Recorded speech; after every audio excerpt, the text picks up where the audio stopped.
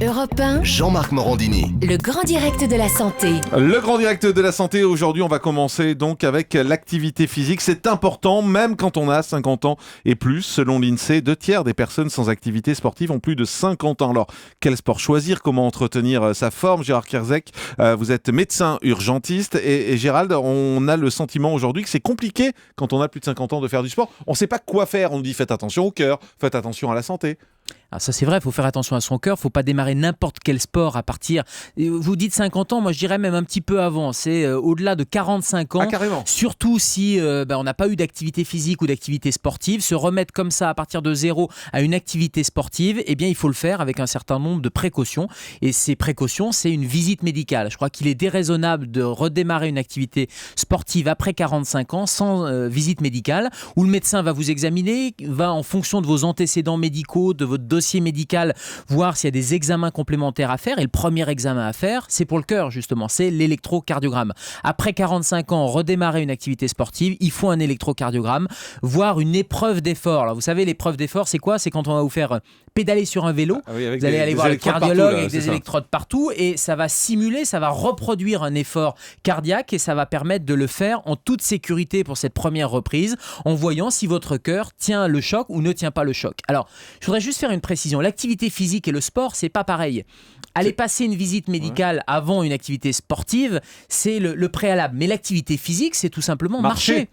La marche, recommandation universelle, 30 minutes de marche par jour. Ça peut être de la marche où vous vous astreignez à marcher comme étant une activité à part entière, mais c'est tout simplement en allant au boulot. Vous prenez le métro. Vous recommandez ça aujourd'hui, a priori? C'est 30 minutes par jour. 30 minutes d'activité physique sous forme de marche, mais ça peut être tout simplement de s'arrêter avec le bus, 2 arrêts avant l'arrêt habituel, et ça va vous faire marcher 15 minutes à l'aller, 15 minutes au retour, et vous aurez vos 30 minutes d'activité physique. C'est peut-être éviter, moi maintenant j'évite de prendre l'ascenseur quand il y a 3 étages à monter, je monte à pied tout simplement, et ça fait déjà une activité physique. Et donc ça. Et c'est bon pour quoi? C'est bon pour le cœur? Alors c'est les bienfaits de cette activité physique, c'est bien pour le système cardio-respiratoire. On sait que ça permet d'améliorer la ventilation pulmonaire, d'améliorer l'irrigation cardiaque, donc ça prévient les maladies coronaires, c'est l'infarctus du myocarde, les maladies cardiovasculaires.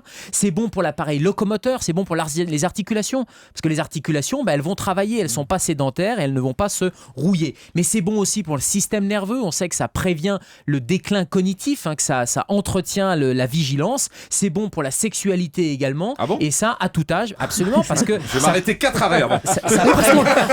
La prescription de ce matin, c'est 4 arrêts. Voilà. Ça prévient les troubles de l'érection, tout simplement. Ah bon?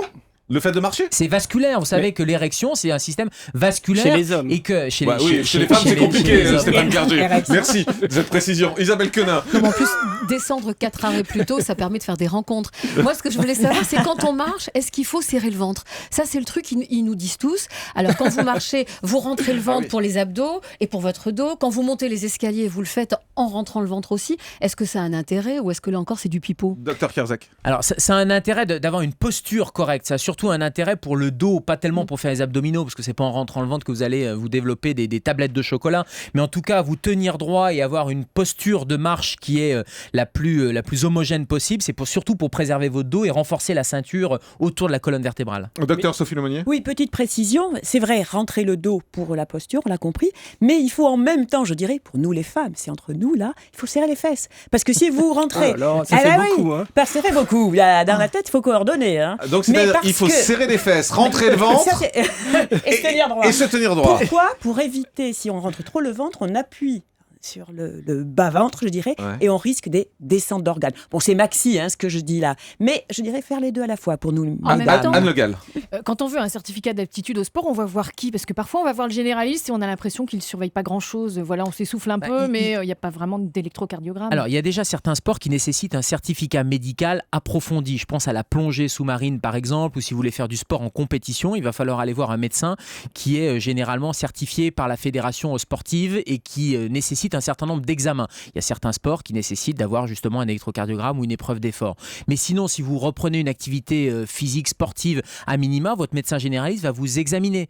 C'est déjà la base, l'examen clinique, la prise de tension artérielle, l'auscultation cardiaque, voir si vous avez un souffle au cœur ou pas. Eh bien, ce sont déjà des examens de base. Alors, ça vous paraît peut-être anodin et rien du tout, mais ça fait partie de la consultation et ça permet déjà de dépister un certain nombre de contre-indications au sport. Donc, ce certificat médical, c'est pas juste un bout de papier. C'est vraiment prendre le temps d'avoir cet examen, de contrôler la tension artérielle et un certain nombre de paramètres. Docteur Lemonnier. Oui, et j'insisterai sur quand même, à partir d'un certain âge, sur la nécessité de l'électrocardiogramme avec l'épreuve d'effort. C'est casse-pied à faire. Oui, mais ça, c'est le médecin qui doit vous le donner. On va pas le réclamer. On va pas. Absolument. Ils détestent ça, les médecins, quand on leur dit je viens, je vous demande ça.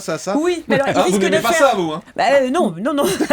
Encore plus quand on dit on veut juste le papier. Non, on vous fait déshabiller, on vous examine. Oui, et puis insister, même s'il ne veut pas vous le faire. Parce qu'à partir de 45-50 ans. Oui, mais vous savez quand même que sur les 1000, alors je vais être un peu tristounette, mais sur les 1000 à 1200 décès par an sur les stades occasionnels, c'est pour 90% des cas des causes cardiovasculaires. Donc on peut prévenir ça. La deuxième chose que je voudrais dire, c'est que c'est 5 jours par semaine. Certes, 30 minutes, 40 minutes d'efforts plus ou moins soutenus par jour, mais c'est la régularité qui compte. C'est 5 jours par semaine. Et serré, bien, vous avez retenu. J'ai bien retenu. On va aller au standard d'Europe 1, 39-21. Bonjour Aldo. Bonjour. Bienvenue sur Europe 1. Vous avez 80 ans, c'est ça? Oui, bientôt 81. Hein. Ah, bientôt 80. Et vous faites du sport depuis quel âge? Depuis 14 ans. Wow. Et vous en faites aujourd'hui encore? Encore aujourd'hui, oui. Qu'est-ce que vous faites comme sport?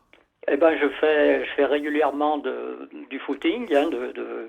Une fois par semaine, je fais 8 km par là en courant. 8 km en courant? À 81 ans? Oui. Ouais. Et puis, une fois par semaine, je vais jouer au foot là, avec des collègues, une équipe de vétérans. Je vais m'entraîner avec eux, courir un petit peu là. Vous dites c'est ma 67e saison de foot? Voilà, c'est ça. Ah ouais. mais quoi, c'est nécessaire pour vous? Vous avez besoin de faire ça? Ouais, maintenant, ça devient un besoin. Hein, c'est plus... ça devient un besoin, et puis je pense que tant qu'on peut le faire, on en profite. Ouais. Et vous vous sentez mieux après avoir fait le sport? Vous n'êtes pas crevé? Ah ben on est crevé, mais enfin on se sent mieux quand même. Ouais. Et Isabelle Quenin, vous avez une question? Je voulais savoir si Aldo était marié. Pourquoi? Ça vous intéresse? Non, mais arrêtez. Alors lundi c'était un petit jeu. Non, mais expliquez-moi pourquoi vous lui posez la question. Juste une question, puisqu'on a dit que faire du sport développé permettait d'entretenir la sexualité tout âge. Je voulais savoir si Aldo Assuré. Bon, Aldo, c'est Isabelle Quenin qui vous interroge, alors vous répondez si vous voulez, vous n'êtes pas obligé. Je réponds, mais je pourrais lui dire que c'est plus comme à 20 ans. Bon. C'est beaucoup mieux, il paraît. C'est beaucoup mieux. Docteur Lemonnier. Oui, je pense qu'il est accro, Aldo. Aldo est accro. Vous êtes accro, Aldo, au sport? Au sport, j'ai pas dit au reste. Au sport, oui. Enfin, j'ai toujours fait du sport, je n'ai pratiquement jamais arrêté. Hein, donc, ça devient un besoin, c'est... Oui, Docteur Kierzek. Bravo Aldo, mais c'est vrai que vous êtes un sportif un peu particulier dans le sens où vous n'avez pas repris, vous n'avez jamais arrêté de faire du sport. Voilà. Je crois que c'est ça, c'est le fait de ne jamais avoir arrêté, d'avoir toujours continué. Parce que j'ai eu des périodes, pendant un mois ou deux, on arrêtait pour des besoins professionnels.